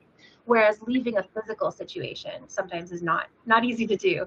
A lot of the time you just sort of grit your teeth and go along with it because you're worried about, violence if you try to leave, or you don't feel like you can take the consent that you previously gave away and change your mind, that kind of thing. And so digital technologies, they take away this aspect of touch, unless of course we're thinking about haptic technologies, which I would love to hear you all talk about a little bit more, because it does integrate this idea of touch. But it brings this element of safety, and also thinking about like you can avoid unwanted impregnation, right? You can avoid spreading disease, right? And of course this idea of like avoiding physical violence. And so in some ways there's this element of sort of safety and control that maybe does take away a little bit from the vulnerability, but allows for people who maybe are more vulnerable in various ways than others to feel maybe a little bit safer. But Bo, in your talk, you mentioned that safety in a lot of these cases, especially when we're thinking about legislation and regulation, is actually sort of along these normative hegemonic lines. And when we think about the affordances that are built into these platforms, they are sort of driven and designed by sort of dominant demographics, right? Your straight white male tech bro, your corporations that are driven by the profit motive.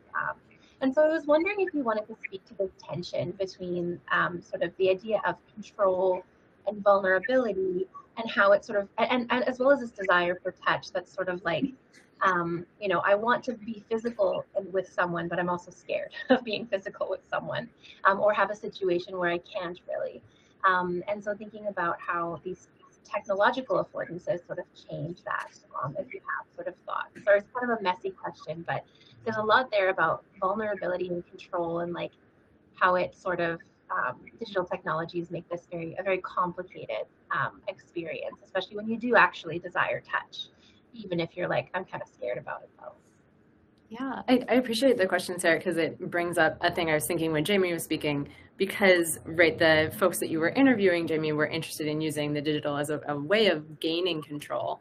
But I'm always thinking in the background about the way that the digital is being controlled, right? And how like any platform that is being used for any of this, right, has its own regulations and its own moderation practices. Mm-hmm. And they can be driven by different incentives and goals, but it's never one and the same with what the users are always wanting, right? So absolutely what Sarah is saying, this rhetoric of safety. So like we see it in community guidelines for live streaming platforms as, like, we are trying to keep you safe. And one of the ways, for example, we'd keep you safe is by regulating any sexual content. So like Twitch, for example, is constantly rewriting its regulations to try and keep its community safe by weeding out anything that's sexually implicit or sexually explicit. But what counts along those lines is very blurry, right? Because we know that the history of trying to define obscenity, for example, especially in the US legal history, is like amazingly subjective and hegemonic. So you end up like trying to present something to the world and making yourself very vulnerable to the control of the platform. The Zoom Zoom's kind of like totally ultimately ineffective attempt to regulate sex parties as part of this as well. So I wonder, maybe to actually toss that question to Jamie, which is like, how do you think people navigate in the in-between space, right? The digital allows for an attempt to control while its users are being controlled. Yes.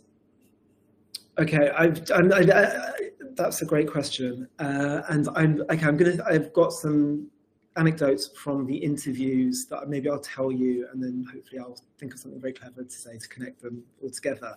But you're making me think of the trans men that we interviewed, for whom the digital was an intensely ambivalent space, because on the one hand, as has been established elsewhere in the digital intimacies literature or digital media literature, you know, the internet has been critical for the types of trans politics and trans culture and trans organizing that we've seen in the last kind of 10 years. I think there's one, I forget who wrote this article, but they quote, the title is a quote from, I think, a single participant that says, you know, I wouldn't have done it without the internet. However, for the people that we've spoken to, they were, the internet is obviously the place where kind of trans exclusionary and, you know, turfy politics is also organized, and to which they were continuously being exposed to. And so, but interestingly for us, one of the places that the trans men we spoke to felt more safe was in gay saunas. I wouldn't have expected that, actually. I would have thought that would have been a place of exclusion and marginalization for the reasons that you associate with kind of gay sex spaces. But that felt safer to them than certain platforms. One of the trans men that we interviewed, in terms of specific, so that was more in relation perhaps to Sarah's question, but more in relation to yours about that weird space between regulation and content moderation. One of the people we spoke to had a really tough time with Grindr because they just wouldn't accept the top photos that they were sending, which obviously torsos are kind of the lingua franca of Grindr, and this person had top surgery and there was no reason for them not to be included. But that was a feeling of unsafety produced by the content regulation, which I guess the person thought they were keeping other people safe. I don't know what they were thinking, but that was that particular content regulation was profoundly unsafe. But then we also spoke to, interestingly, another trans man who was very, very tech savvy and knew exactly what to turn on and turn off, because on their Facebook, for instance, to make sure that data wasn't being collected, because their professional life meant that their sexual interests just could not be made public. It would have been detrimental to that. I mean, nobody really wants that anyway, but for the particular job they were doing, that would have meant they would have lost their job. And they were able to kind of navigate the different intricacies of the platform to ensure that kind of didn't happen. So there's no real, I mean, I think it's coincidence that I'm talking about trans men perhaps, but it was a messy kind of situation, and each person we spoke to had a kind of unique way of navigating the ambivalences that in-between space that you're talking about. Some were much more capable of doing it than others, and some felt much more excluded and prone to unsafety on the digital than others, and weren't able to navigate it quite as successfully. So yeah, I just guess some empirical stuff there for you to chew over. No, that's super interesting. I'm Sarah, I feel like my role at the moment is just to like take your question and send it elsewhere. Like Nathan, I'm thinking about Sarah, the other part of Sarah's question where she was highlighting this idea that like there's always a desire for touch. And I wonder if you stand behind that, right? Like, is there always a desire for touch? Because I do think we see examples where like, or maybe touch doesn't always mean physical touch. Like, are there times when the digital connection is itself the goal?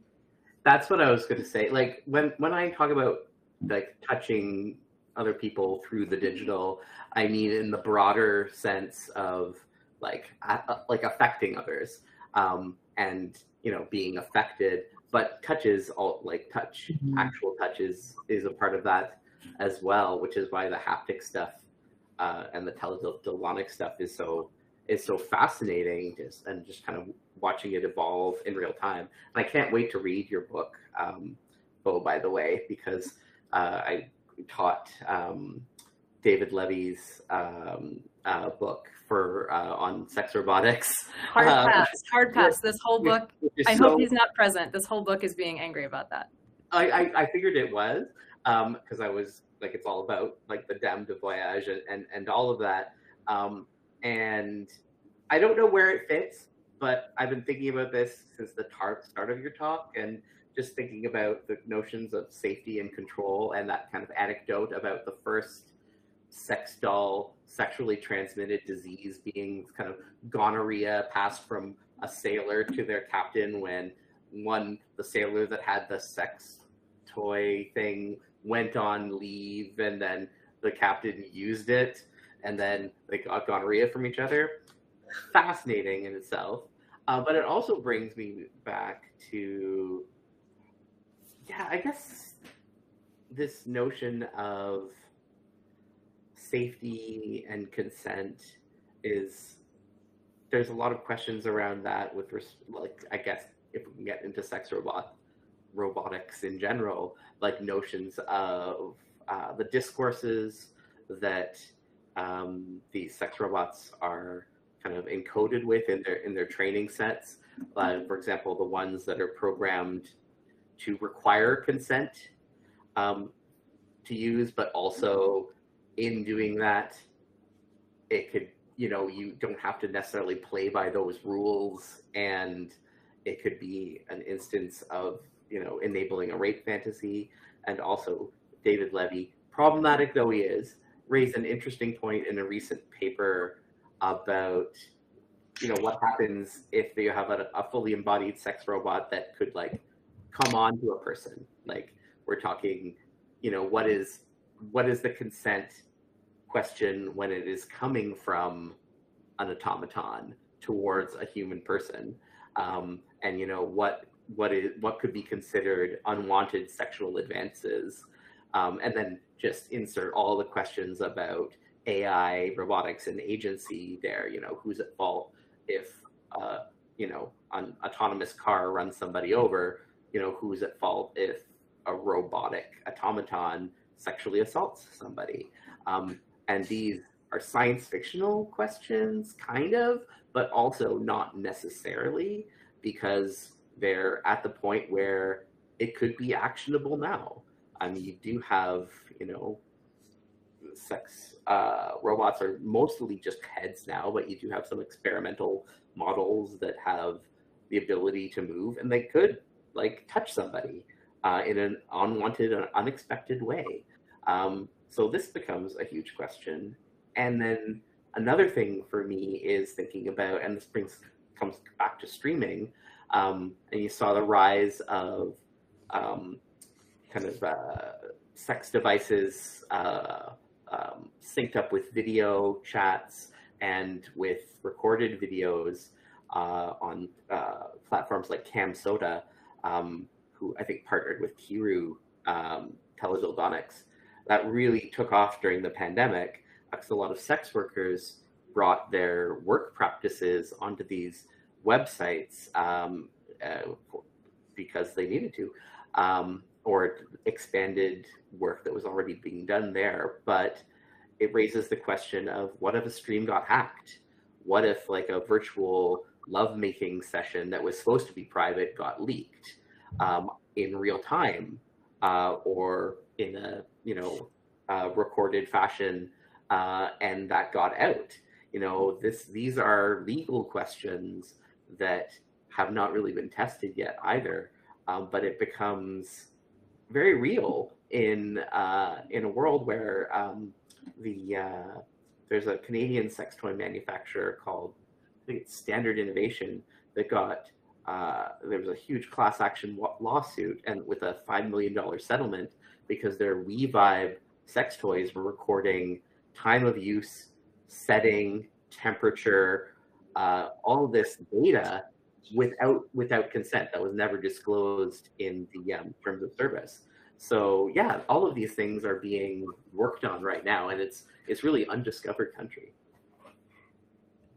Yeah, I think I'd just add briefly that the question of like, what happens when a sex robot is asking for your consent instead of the other way around, I don't think is the future. I think is the present, right? Because actually all of the things we interact with digitally are always asking for our consent in ways that are like entirely meaningless, right? Like every time we sign a EULA, every time we interact with a piece of technology that asks us for information, sexual or otherwise, like we confront that question of what it means for a machine to ask for our consent.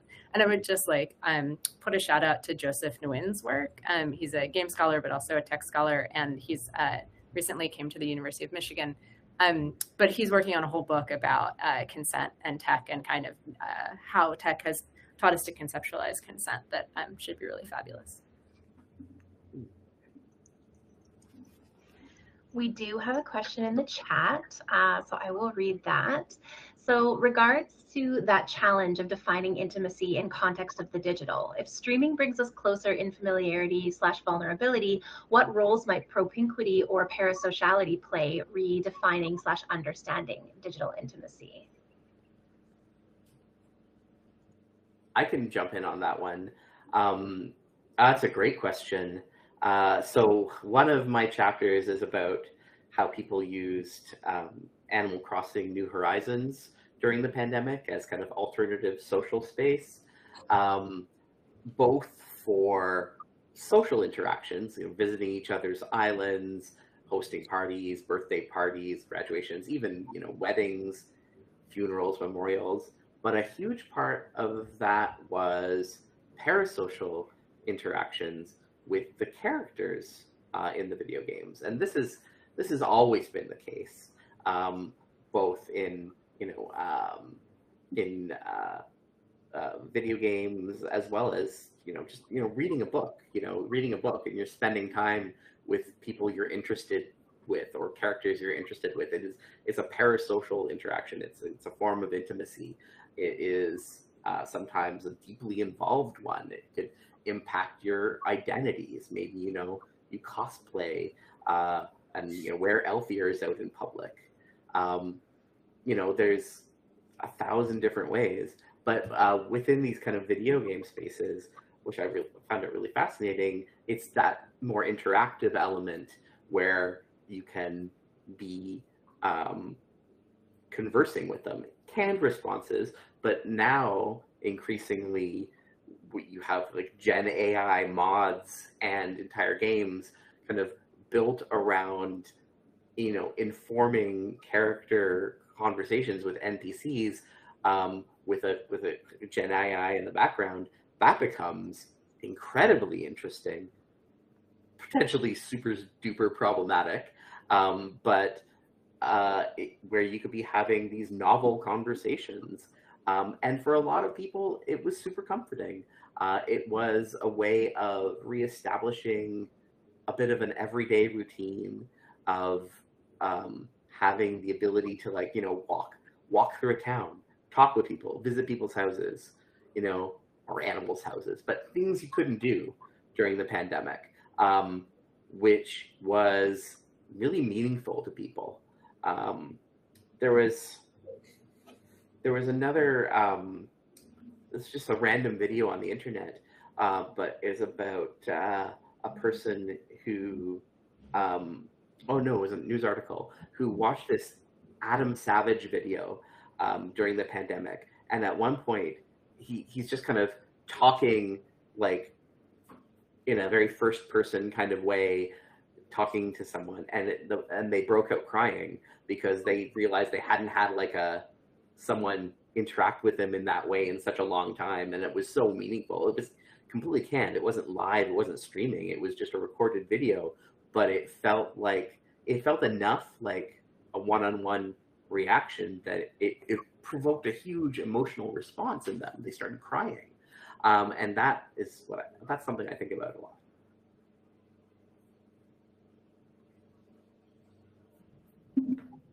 Do you have thoughts, Bo, on this connection with video games? I'm a game scholar, for those of you in the audience who don't know, so I'm also very interested in connecting this to video games and play in general, right? Because a lot of this does bring in elements of play and playful culture.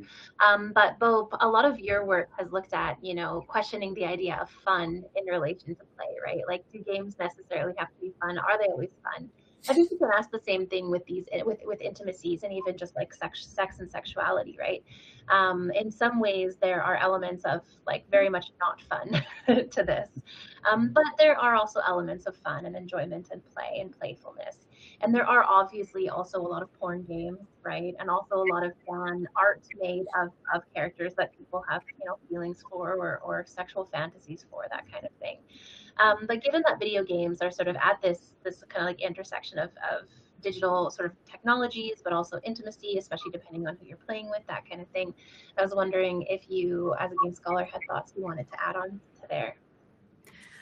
Yeah, I think it is a good question, but it's a big question, right? Because like it's like fun and very unfun at the same time, right? Because on the one hand, there is pleasure you might take in games, like you might take sexual pleasure from the content of games, you might use games as a platform to connect sexually with others. Nathan and I really like this idea of like the connection you make with characters, right? Or you might even say with a game itself as a kind of sexual erotic connection. I'm also still, my brain is still thinking about what it means to marry a horse, right? And like how that speaks to, like I know it's meant to be a horrible insult, right? But like how it speaks to a kind of intimacy with the non-human or intimacy with the animal, and also like what are the limits that we can conceive of intimacy, right? That like marrying a horse is beyond the level of our conception, is having sex with a game beyond the level of our conception, is like romantically feeling connected to a character or marrying a character. What does that mean, right? Beyond our conception. I think I've been thinking sometimes about Angela Jones's book, Hamming, that she opens by saying like, these narratives that are about how sex workers are exploited online, or how they're kind of, I don't know, like regulated online, don't account for the pleasure of sex work, and that there's actually something radical in reclaiming sex work as a kind of joy, as a kind of fun, right? And so I wonder about that in games as well. Like I think I'm both the curmudgeon that's like, games are often not fun, and what you think of as fun, gamer bro, is not fun and for everyone, right? It's not everyone's pleasure. But I also am a big proponent of like reclaiming the fun and the joy and the pleasure of things that are non-normative, right? And like, I love playing games in super annoying ways. Like you don't want to play multiplayer games with me because I will just like run into a wall 27 times for fun to see what happens. And that is pleasure to me, right? So I think, games are maybe the way of wrapping that into some kind of point is to say that like, I think games are a space where we see the limits of what we think of as pleasure, the limits of normative pleasures, while also giving us a kind of play space, a playground for exploring pleasures and insisting on pleasures that do not fit within that tidy norm.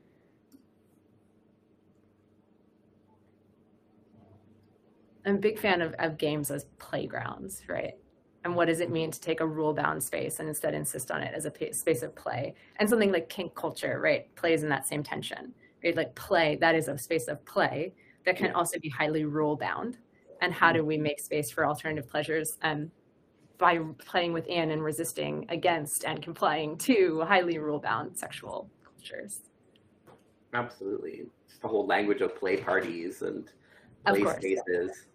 When you talk about having sex with a game, I just want to shout out my colleague Tobias Van Veen's paper, has an amazing paper on simulation and synesthesia in res, and the queer erototechnics of becoming machinic.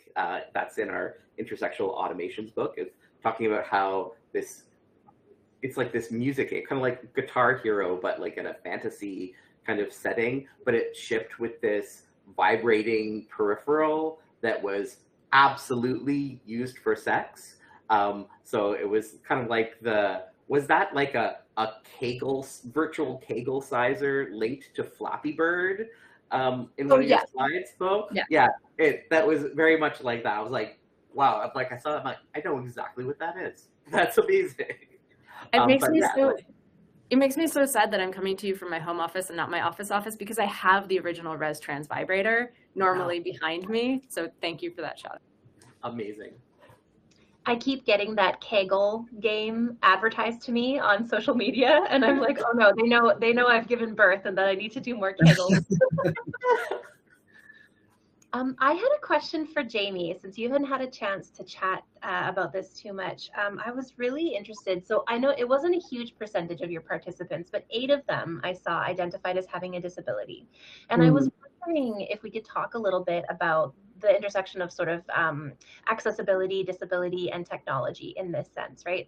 So again, we're talking about vulnerable communities already, but when we're thinking about people with disabilities on top of it, especially one of them identified as having HIV, right? Obviously, when you're wanting to engage in sex, maybe doing it via technology is a way to, like, again, do that more safely.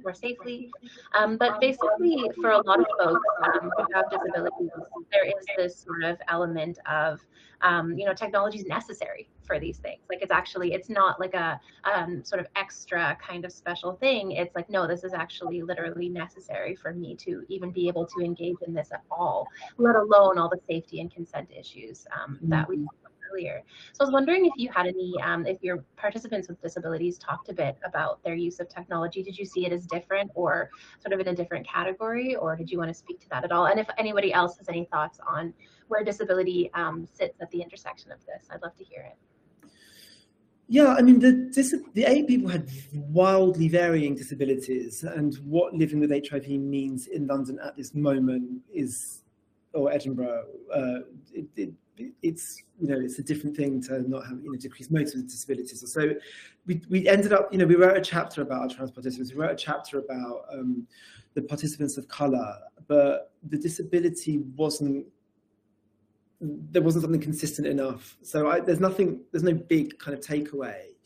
Again, I can think of anecdotes. I mean, interestingly, there's one of our participants used a wheelchair and preferred to meet the person. Again, the same with what I was saying before with the trans participants.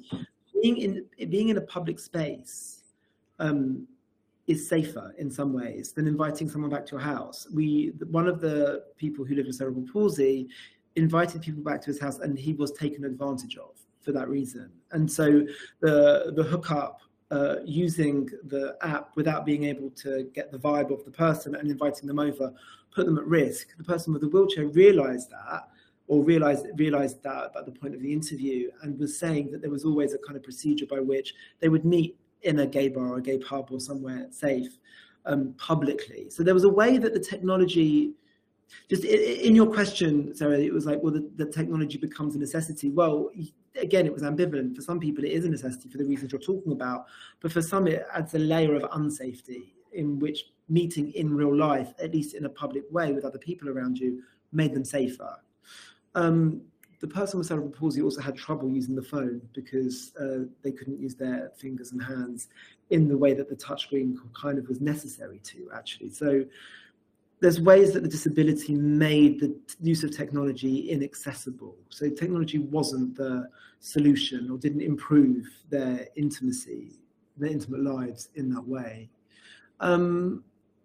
Yeah, that is all that I can think of at the moment. I'm trying to think of a positive use of it. I mean, during the pandemic, this isn't quite disability, but we had someone who was polyamorous that had multiple partners engaged in BDSM scenes, and decided to reduce the number of partners they were going to have during the pandemic to simply 6. And they started a WhatsApp group where they would be exchanging, being very open about how they were moving through the world, sharing. This is not quite disability, but it's to do with health, I suppose. And that became a vital tool of negotiating how they were going to safely move through the world, have sex with each other, disclose kind of health, sharing, tests, COVID tests and things like that. So yeah, there are, I mean, just to say, for me, and as a result of the project, I just see technology in people's everyday lives as a profoundly ambivalent kind of experience, and it is neither improves or diminishes. Just given particular historical contexts, it can do certain things, and depending on how, even the people who didn't understand how to, set the preferences on their platforms in the way that I described before, people were very creative about navigating those ambivalences. And that was the same with the people with disabilities that we spoke to, in the way that I suppose I've just spoken about. I hope that answers your question. Yeah, that was really interesting. I did notice that there was a wide variety, and disability is always such a big umbrella category with these things. But it is really interesting thinking about particularly vulnerable communities. And like all of these talks have been speaking about sort of queerness, right? Thinking about people who perhaps like normative sort of sexual encounters are maybe less safe than for others. And thinking about technology, how it can be, as you mentioned, ambivalent, right? It can be a very useful, very exciting, very innovative, and very titillating thing, right? You can have sexual encounters, intimate encounters in new and exciting ways. But it can also be limiting, right? It can also be confining. It can also be oppressive in some ways, especially thinking about, you know, regulation and us having to sort of bow to the decisions of, you know, corporate capitalist kind of ideologies. I'm just thinking also, I mean, I don't know if this came out in the presentation, but even though our participants they desired control, or that was the desire for the use of the technology. Of course, it wasn't always achieved. I mean, they weren't able to deal with the transphobia and the racism just by blocking and reporting, even though in that moment that gave them a little bit of gratification. It didn't, so yeah, I mean, that the ambivalence extends to, I don't want to have people leave thinking that we thought technology does it all. They give you control when you want to, whether that's good or not. It didn't, but that's how it appeared. That's how they were trying to use it successfully or not, basically. Awesome. Thanks for clarifying. Yeah, I think that we are pretty much at time. We're gonna just we just have a couple more minutes. So, we have no more questions in the chat. Do any of our speakers have any sort of final thoughts? I think this sort of conversation around the ambivalence of digital intimacies and sexual technologies kind of makes sense. I find all of these research talks always end in like, some parts of this are good and some parts of this are horrible. That's life. But did you have any final thoughts you wanted to share, anyone, while we have a few minutes? I had a question for you both, which is the work that I'm talking about is very much in progress, but the work that you've talked about has come out of projects that you've finished or about to finish, things like that. Are there things that you are excited to do taking forward? Is there like a project that you're just enthusiastic to jump in as the bridge to something next? I mean, the next thing that I'm working on is not digital, actually. It's the last chapter of the book is about kind of things that have been happening in queer nightlife, kind of interesting things that have been happening in queer nightlife. I mean, actually, the chapter in the book is about safe space and the kind of, and obviously a term, just thinking about safety and vulnerability, a term that has existed in queer politics for decades, but I think has really become prominent in the current conjuncture, essentially. And so the kind of reimagining of nightlife as a safer space is quite new, I would say. And so I'm looking at collective intimacies in nightlife spaces, also sex on premises spaces, but the use of care teams, awareness teams, safer space, all these kinds of new formations of queer nightlife, which I think tell us something about the conjuncture, this desire for safety and care. And so it's still intimacy, but it's not so much digital, although social media is an important space for these ideas to circulate. That's awesome. I'm a bit at a crossroads, and I'm not exactly sure. There's multiple directions that I'm interested. One that I keep on coming back to is my kind of first major foray was thinking about intimacies around non-monogamy and then digital intimacies.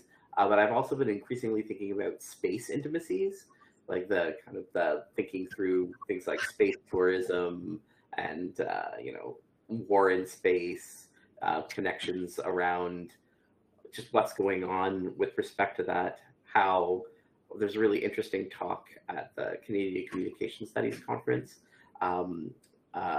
by I'm forgetting her name now, but it was about how the environmental impact of space launching facilities affected the areas in the U.S. around these places, just kind of the local and indigenous intimacies around those spaces. So that might be where I end up going next, but it could also be looking more at AR technologies, because that's also something that's growing and would be kind of a fascinating area to open up a little bit more.